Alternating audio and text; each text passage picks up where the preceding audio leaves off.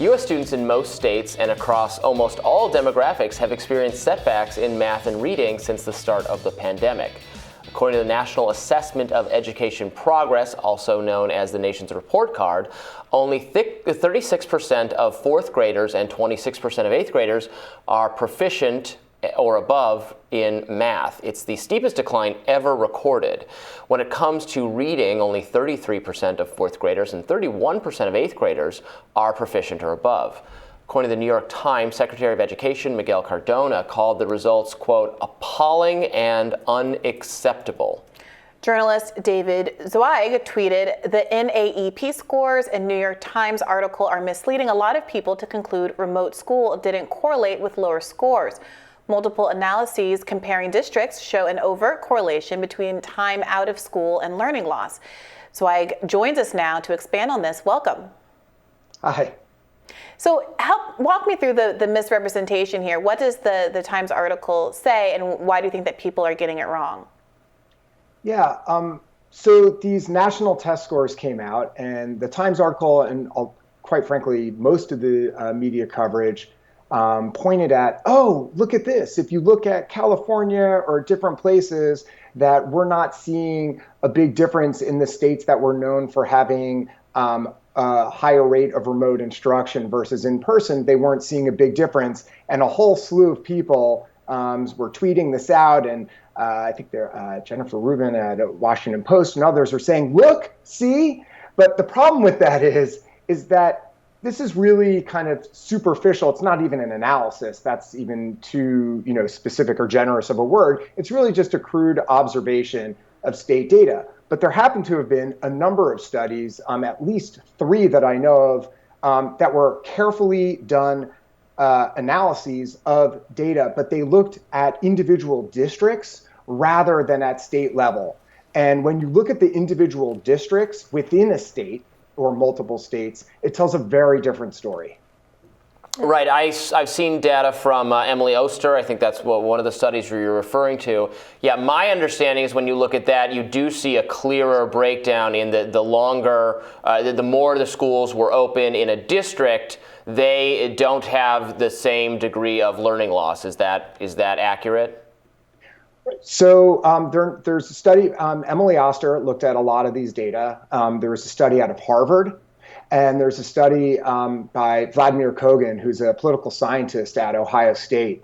And what they found in Kogan's research, where they looked at individual districts comparing in-person school percentage, and they found that students in districts who were fully remote were up to 3 times higher rates of I'm flipping around, but higher rates of these poor scores. There was up to 3 times greater loss in the test score averages. I mean, that is a massive difference, and it tells a very different story. So we're talking about 3 different analyses by 3 different researchers or research groups, and they all found the same.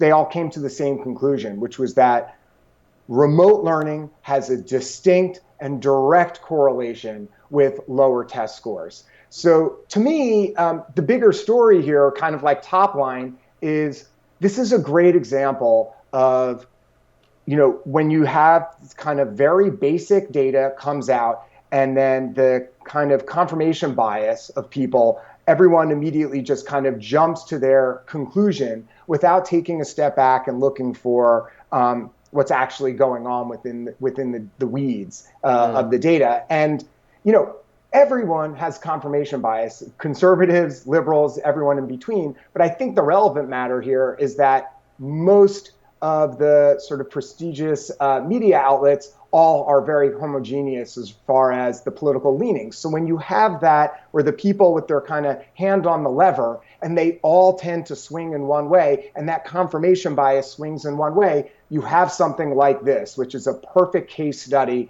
These test scores come out nationally. Everybody goes ballistic, telling the same story about how, look, it doesn't matter for remote learning. But when you actually look at the studies that were done, rather than just this kind of superficial analysis, you get a very different story. Yeah, I saw that the Washington Post, I think Eugene Robinson is the column, wrote a column to exactly that effect, and then that was shared on social media by Randy Weingarten, the teachers union president, as if to suggest, yeah, this is bad, this is a crisis for all schools, but equally because they weren't denying that there was really that much of a difference between the various policies.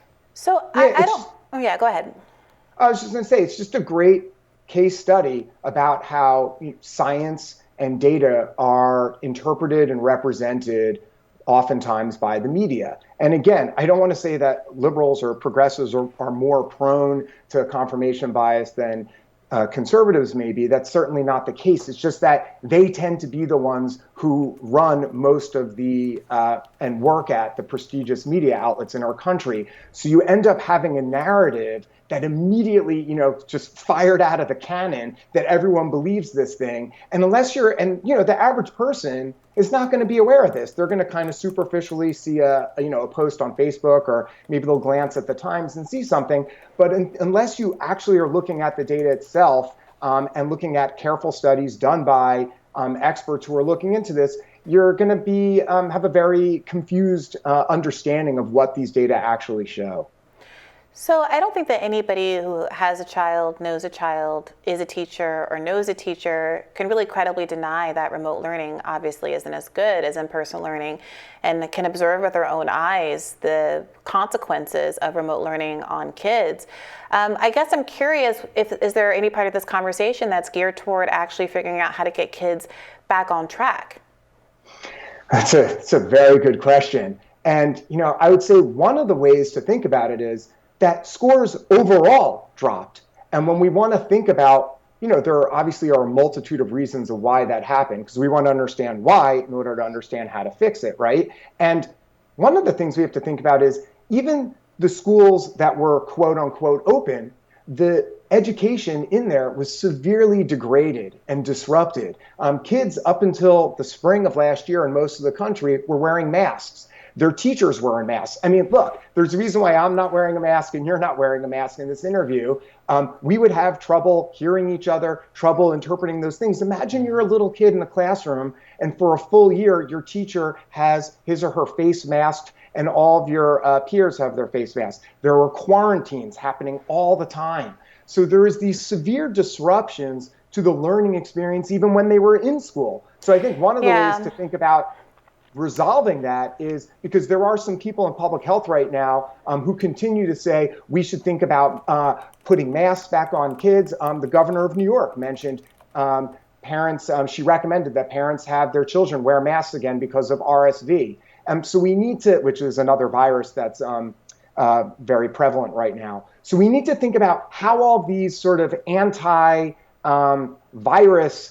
mitigations that we're putting in place, how these things impact the kind of day-to-day experience of children in a school building. And if they're going to continue to be in a, go ahead. If I could just get in, I'm sorry.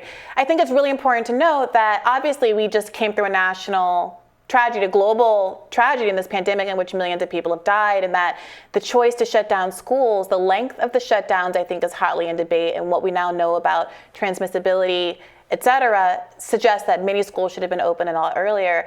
But we should also keep in mind that before the vaccines were disseminated, a lot of people were very concerned about the fact that not just that kids would get COVID, obviously they die at lower rates, but were in fact dying, but that they could come home and infect their parents who were dying at much higher rates, including people who are young. And obviously a lot of Americans do have these comorbidities that was making it a really risky proposition. So I'm really interested in this conversation about how to deal with the fact that unfortunately sacrifices were made because there really was early in the pandemic a need to address the fact that this scary thing was happening that we didn't know about. And now I hope the conversation can transition from the blame game, which is it's important to hold people accountable who knew information about what wasn't effective and kept schools closed despite knowing the better. But at some certain point, once people have been held accountable, we really need to be focused on how to get kids back on track. And that's going to take a policy intervention and not just the kind of kvetching that happens on the internet. But I really do appreciate you joining us today, David. Agreed. Policy intervention is certainly, I think, going to be a necessary thing rather than just people complaining. Yeah. Thank you. And we'll have more Rising right after this.